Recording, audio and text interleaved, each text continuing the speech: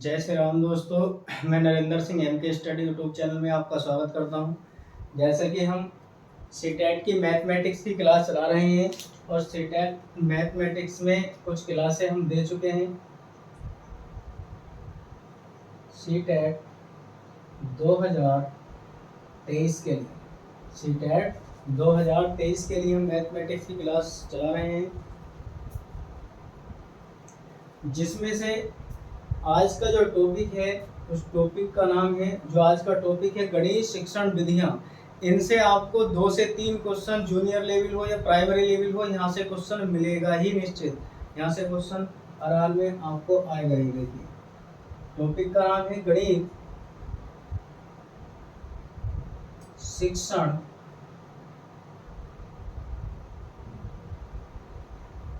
विधियां। गणित शिक्षण विधियां, ये टॉपिक का नाम है हमारा, गणित शिक्षण विधियां। इसमें सबसे पहले हमारे पास जो है वो है गणित शिक्षण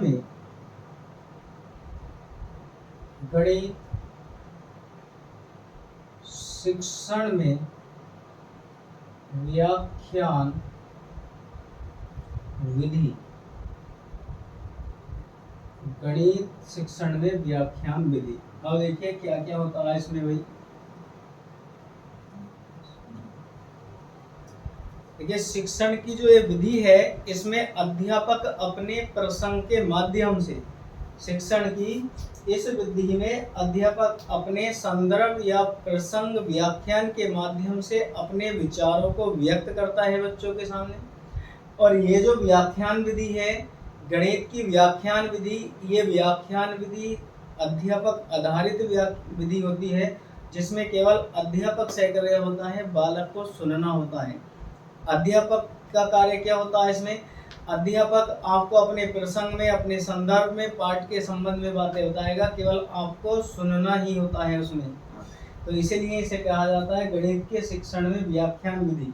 इसमें से आपसे पूछा जाता है क्वेश्चन कि निम्न में कौन सी विधि है जो अध्यापक केंद्रित है? तो व्याख्यान विधि अध्यापक केंद्रित विधि है।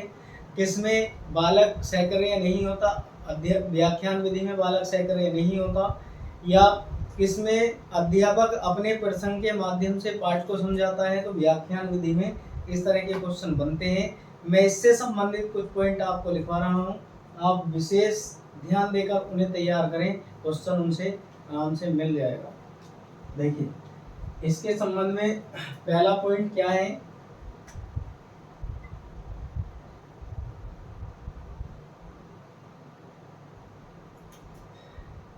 इसमें पहला पॉइंट है गणित शिक्षण की इस विधि में, गणित शिक्षण की इस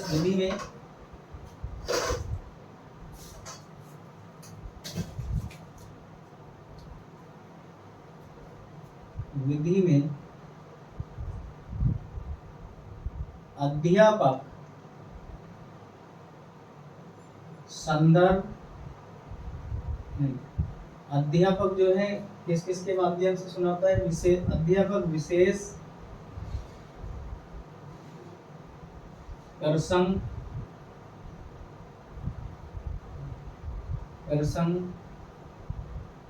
संदर्भ के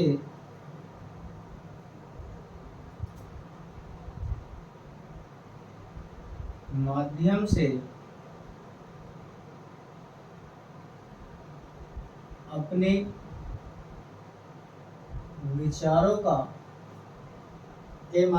अपने विचारों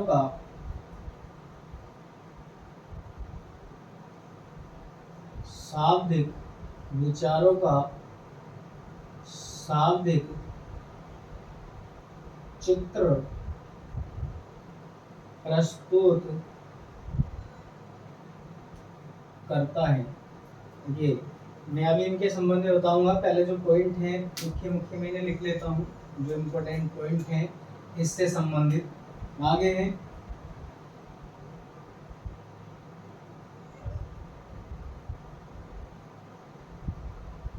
शिक्षण की यह विधि अध्यापक केंद्रित विधि होती है। शिक्षण की यह विधि अध्यापक केंद्रित होती है। इसमें अध्यापक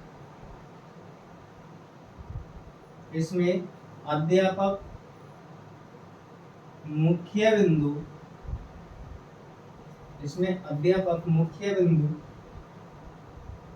होता है। अध्यापक क्या होता है? मुख्य बिंदु होता है। जबकि बालक शांत या मूक श्रोता के रूप में कार्य करता है। ये मोस्ट इम्पोर्टेंट पॉइंट है, इससे क्वेश्चन पूछा जाएगा ऐसा। आगे देखिए,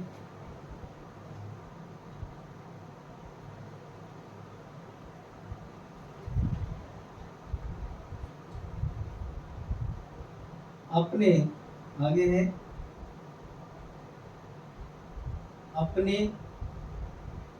विचारों को बताते समय अध्यापक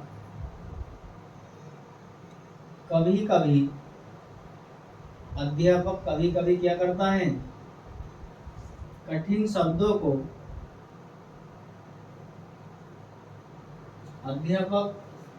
अपने विचारों को बताते समय अध्यापक कभी कभी कठिन शब्दों को बताने के लिए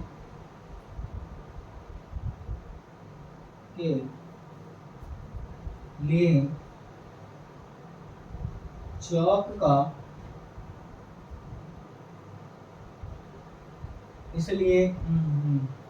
बताने के लिए चौक का भी प्रयोग करते हैं। इसलिए इस विधि को हम क्या कहते हैं?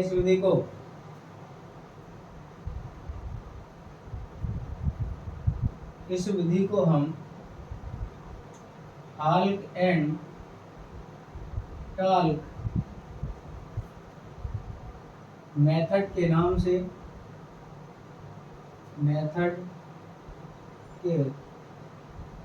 से जानते हैं। ये और भी ज्यादा इम्पोर्टेंट पॉइंट है, इससे क्वेश्चन आपको देखने को मिलेगा। ये और भी ज्यादा इम्पोर्टेंट पॉइंट है। देखिए, मैंने आपको ये 3 पॉइंट इस विधि से संबंधित लिखवाए हैं और तीनों पॉइंटों में क्या क्या है? गणित शिक्षण में व्याख्यान विधि। मैंने आपको बताया कि व्याख्यान विधि का क्या अर्थ होता है? अध्यापक किसी भी प्रसंग संदर्भ के माध्यम से अपने विचारों को प्रस्तुत करता है, पाठ के संबंध में उसे समझाता है, उसे अपने विचारों में व्यक्त करता है, उसे व्याख्यान विधि कहते हैं। यही मैंने लिखा है। गणित शिक्षण की इस विधि में अध्यापक विशेष प्रसंग या संदर्भ के माध्यम से अपने विचारों का शाब्दिक चित्र प्रस्तुत करता है। उसके विचार क्या हैं उस चैप्टर से संबंधित, वो आपके समक्ष पेश करेगा। इसमें आप शांत रहते हैं और केवल अध्यापक बोलता है। किसमें? व्याख्यान विधि में। शिक्षण की यह विधि अध्यापक केंद्रित विधि होती है। मैंने अभी बताया था, इसमें से क्वेश्चन पूछा जाता है कि अध्यापक केंद्रित विधि होती है तो शिक्षण की व्याख्यान विधि होती है। अध्यापक मुख्य बिंदु होता है। जो क्वेश्चन इसमें ज्यादातर निकल कर आता है, क्वेश्चन इस लाइन से आता है कि देखिए, बालक क्या होता है? मूक श्रोता, यानी कि बालक शांत या मूक श्रोता के रूप में कार्य करता है। किस विधि में? व्याख्यान विधि में कार्य करता है।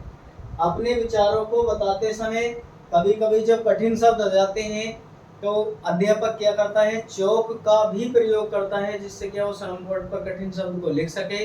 इस विधि को हम हाल्क एंड टाल्क मेथड के नाम से जाना जाता है। आपसे पूछा जाता है कि हाल्क एंड टाल्क मेथड के नाम से जाना जाता है, तो उस विधि को क्या कहा जाता है? गणित शिक्षण की व्याख्यान विधि। यह आपको ऑप्शन में मिलेगा व्याख्यान, केवल आपको व्याख्यान ऑप्शन में मिलेगा। तो व्याख्यान विधि या व्याख्यान एक ही बात है। और ये व्याख्यान विधि के संबंध में 3 पॉइंट है। एक क्वेश्चन निश्चित आपको मिल जाएगा।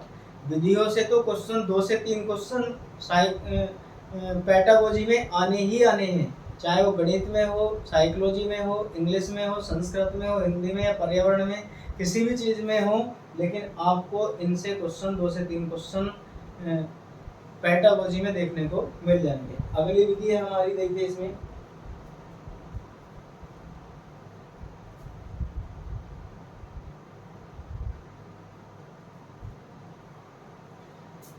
आगे क्या विधि है?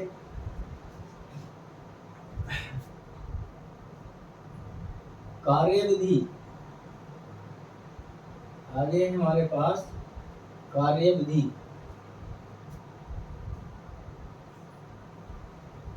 देखिए कार्य विधि, कार्य विधि हमेशा लेकर चलेंगे कार्य विधि को। प्रोड्यूसर, इसमें कुछ मेन फैक्ट है, मेन पॉइंट है, मैं आपको बता रहा हूँ। देखो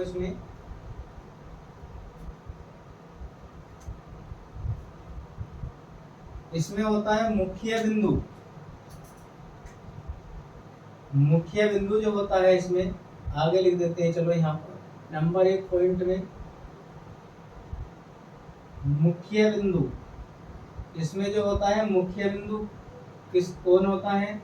और अध्यापक की भूमिका। इस विधि में अध्यापक की भूमिका क्या होती है?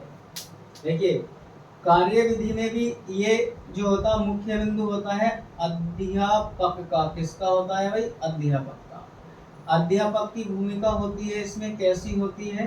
सक्रिय होती है। अध्यापक की भूमिका होती है सक्रिय। ये भी विधि ऐसी ही है जैसे व्याख्यान विधि है, ये भी एक कार्य विधि के रूप में होती है। और बालक की जो इसमें भूमिका होती है, इसमें बालक की भूमिका आपसे पूछी जाती है अगले पॉइंट में, तीसरा नंबर,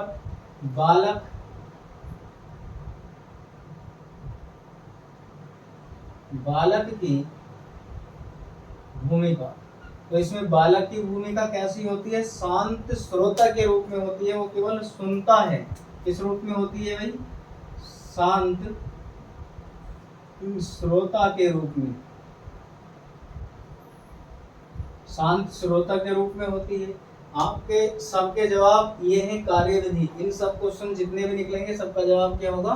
कार्य विधि होगा। इसमें आगे क्वेश्चन पूछा जाता है आपसे, मान लीजिए आपसे पूछा गया कि विचारों का प्रभाव किधर से किधर की ओर होता है कार्य विधि में। विचारों का प्रभाव आपसे पूछा जाएगा कि कार्य विधि में विचारों का प्रभाव किधर से किधर की ओर होता है, तब आप क्या बताएंगे? देखिए क्या होता है विचारों का प्रभाव।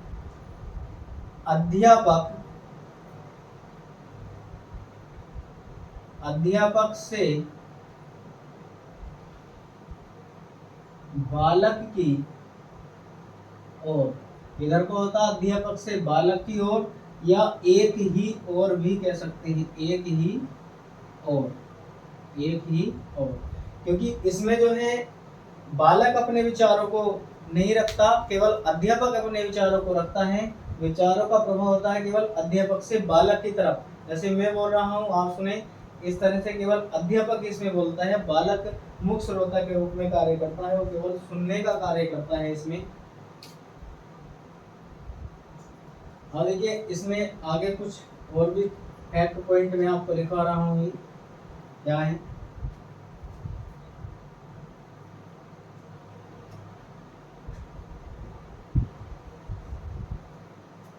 गणित शिक्षण ये कार्य विधि है।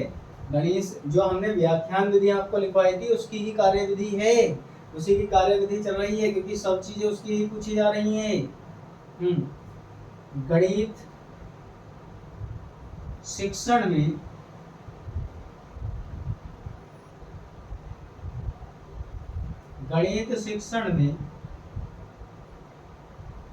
में व्याख्यान विधि पूर्ण रूप से संभव नहीं है। पूर्ण रूप से क्या है? संभव नहीं है। गणित शिक्षण में जो है व्याख्यान विधि पूर्ण रूप से संभव नहीं है, परंतु निम्न स्थितियों में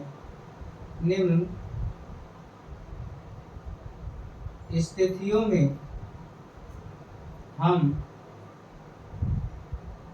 इसका प्रयोग कर सकते हैं। निम्न स्थितियों में इसका प्रयोग कर सकते हैं। वैसे महत्वपूर्ण नहीं है, लेकिन फिर भी हम इसका प्रयोग निम्न स्थितियों में कर सकते हैं। नंबर एक कब? नए अध्यापक के प्रारंभ में। नए अध्यापक के प्रारंभ में। दूसरा,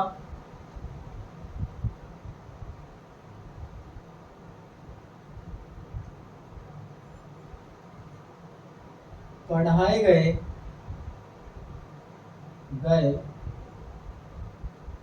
अध्याय के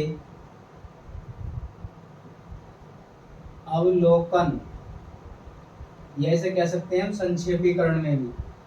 नंबर 3 में किसमें कर सकते हैं? किसी गणितज्ञ के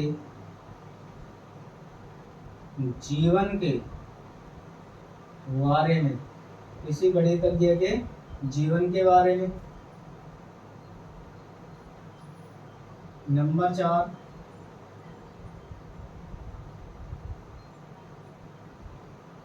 किसी प्रमेय की उत्पत्ति या निर्णय की रचना को पूर्ण रूप से बताने के लिए हम ऐसा ऐसे कर सकते हैं। देखिए, इस विधि के कार्य का कहाँ हम प्रयोग कर सकते हैं, एक बार ध्यान पूर्वक सुने। इसमें जो व्याख्यान विधि होती है, गणित शिक्षण की व्याख्यान विधि होती है, इसके कार्य विधि क्या क्या होती हैं? इसमें मुख्य बिंदु अध्यापक का होता है। अध्यापक की भूमिका सहक्रिय होती है। बालक की भूमिका क्या होती है? शांत होकर बालक केवल उसे सुनता रहता है और अध्यापक अपने विचारों को प्रस्तुत करता है। विचारों का प्रभाव कहाँ होता है? एक ही तरफ चलता है, अध्यापक से बालक की तरफ चलेगा, यानी कि एक ही तरफ विचारों का प्रभाव चलता है। इस गणित शिक्षण में व्याख्यान विधि पूर्ण रूप से संभव नहीं है, परंतु निम्न स्थिति में हम इसका प्रयोग कर सकते हैं। ये पूर्ण रूप से व्याख्यान विधि, क्योंकि व्याख्यान विधि गणित में नहीं चलती, हिंदी वगैरह में चलती है, या किसी का जीवन परिचय सुनाए, जीवनी सुनाए, किसी के जीवन के बारे में बताएं, तो ऐसी जगह हम व्याख्यान विधि का प्रयोग करते हैं। लेकिन गणित में आप किसी क्वेश्चन को करा रहे हैं कि अगर बालक को मुंजबानी क्वेश्चन को सुना सकते हैं? नहीं ना। ऐसे बालक की क्या समझ में आएगा जब तक हम उसे हल कर ना बताएं, निगमन विधि के द्वारा ना बताया जाए, उसका निगमन नहीं किया जा सकता। निगमन आगमन पढ़ेंगे हम आगे, तब आपको समझ में आएगा। नए अध्यापक के प्रारंभ में, जब नया अध्यापक आता है तो वो पाठ को संक्षेपीकरण करने का कार्य करता है, उस पाठ को ज्यादा से ज्यादा सुनाने का कार्य करेगा, जिससे कि बालक को ऐसा लगे कि हाँ ये अच्छा पढ़ा रहे हैं, तो तब हम इस विधि का प्रयोग कर सकते हैं। पढ़ाए गए अध्यापक का अध्ययन का अवलोकन, जो पाठ हमने पढ़ाया उसका अवलोकन यदि हम करते हैं, पुनः अवलोकन या दोबारा से हम उसे देखते हैं, तो उस समय हम व्याख्यान विधि का प्रयोग कर सकते हैं। दूसरा, किसी गणितज्ञ के जीवन के बारे में, जब किसी भी गणितज्ञ के जीवन के बारे में, जैसे आर्यभट्ट हो, रामानुज हो, इनके जीवन परिचय अगर हमें सुनना हो, तब हम जब हम क्लास में बालक को इनके बारे में बताना हो, तब हम इस विधि का प्रयोग कर सकते हैं। किसी गणितज्ञ के जीवन के बारे में हो या किसी प्रमेय की उत्पत्ति करनी हो, तो पहले कैसे कैसे उत्पत्ति करेंगे हम बालक को इसके संबंध में सुना सकते हैं। या किसी भी निर्णय की रचना को पूर्ण रूप से बालक को सुनाया जा सकता है, तब हम इसका प्रयोग कर सकते हैं। किसका? गणित शिक्षण की व्याख्यान विधि का प्रयोग हम कर सकते हैं।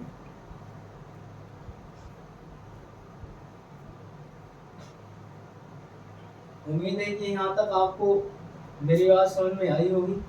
अब आगे इस विधि के दोष क्या हैं, इस विधि के गुण क्या हैं, इससे क्या लाभ होता है, इससे क्या हानि होती है, ये हम आपको आगे बताने जा रहे हैं। और इन सब से ही क्वेश्चन आपके बनकर पेपर में तैयार होते हैं। व्याख्यान विधि के गुण।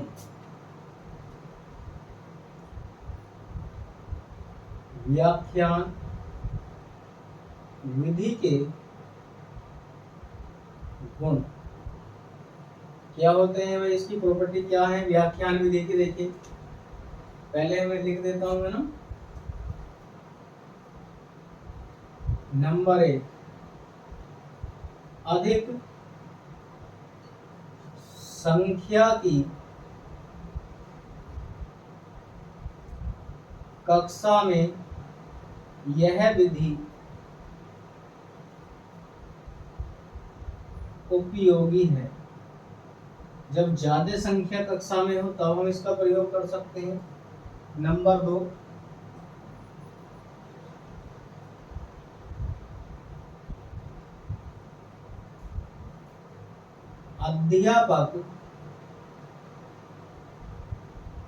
अध्यापक के लिए यह विधि सुविधाजनक है,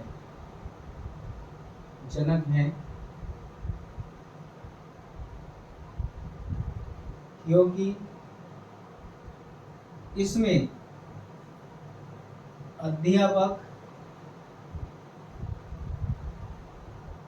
को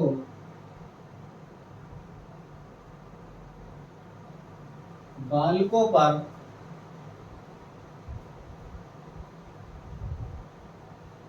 व्यक्तिगत रूप से ध्यान नहीं देना पड़ता। नंबर 3 क्या है भाई, ये दो ही ज्यादातर। अब इसके ये थे गुण, अब इसके दोष के बारे में सुने। दोष क्या है, मैं दोनों को एक बार एक्सप्लेन कर दूंगा। दोष क्या क्या है इसके भैया। नंबर 1, यह विधि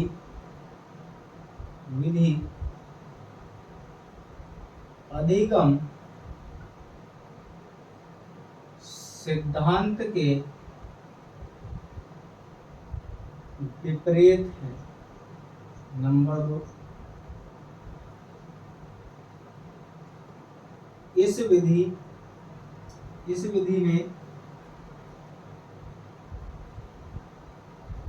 विधि में बालक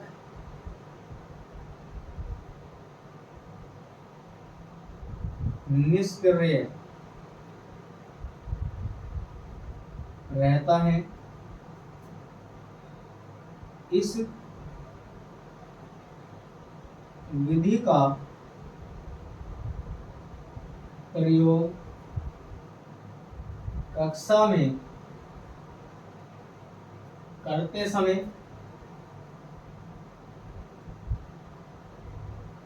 बालक का ध्यान हट भी सकता है। नंबर 3 क्या है भाई?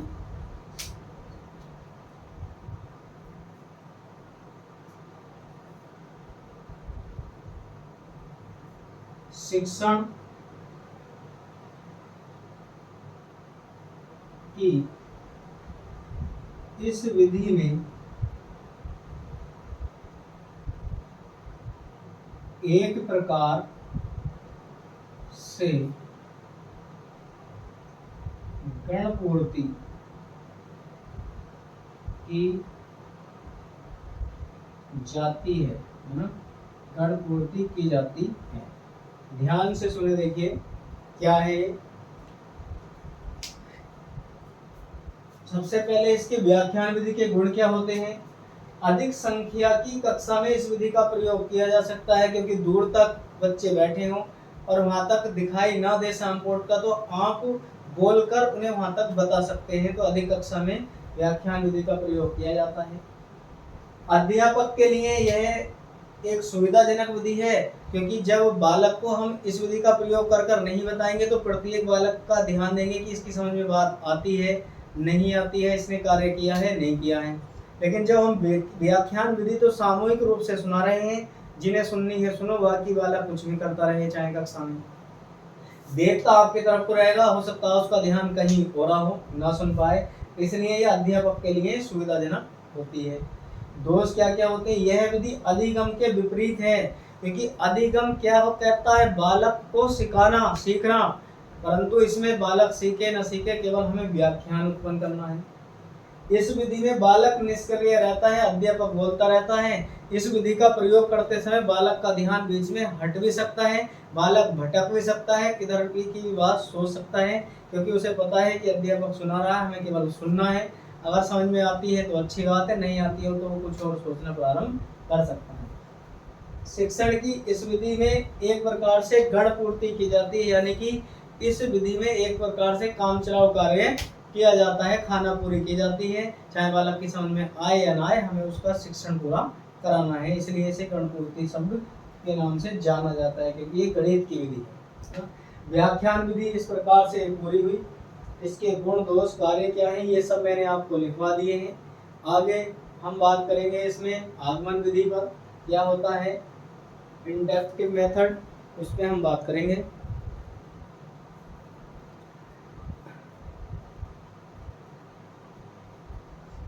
देखिए आज मैंने आपको जो ये बताया है, ये आपको बताया गया है गणित शिक्षण में व्याख्यान विधि। ये एक ज़्यादा बड़ी विधि थी, बाकी सब छोटी छोटी विधियाँ होती हैं। आज जितना भी हमने इसमें पढ़ा है आप इसे ध्यान से पढ़ें, क्वेश्चन इनसे बिल्कुल निश्चित आएगा। अगली क्लासों में ज़्यादा से ज़्यादा आपको कराने की सोचेंगे कि ज़्यादा से ज़्यादा बड़ी क्लास, ज़्यादा से ज़्यादा मैटर आपको दिया जाए। यहाँ पर लिखना होता है, और ये जो मैटर आपको दिखा जा रहा है ये एक सेलेक्ट मैटर है। यहाँ से क्वेश्चन आएगा, मैं आपको ऐसे ही क्वेश्चन के माध्यम से कराता रहूँ और आपको कुछ समझ में ना आए और क्वेश्चन ना फंसे, इनसे बिल्कुल आपको क्वेश्चन देखने को मिलेगा यदि आप ध्यानपूर्वक पढ़ते हैं तब।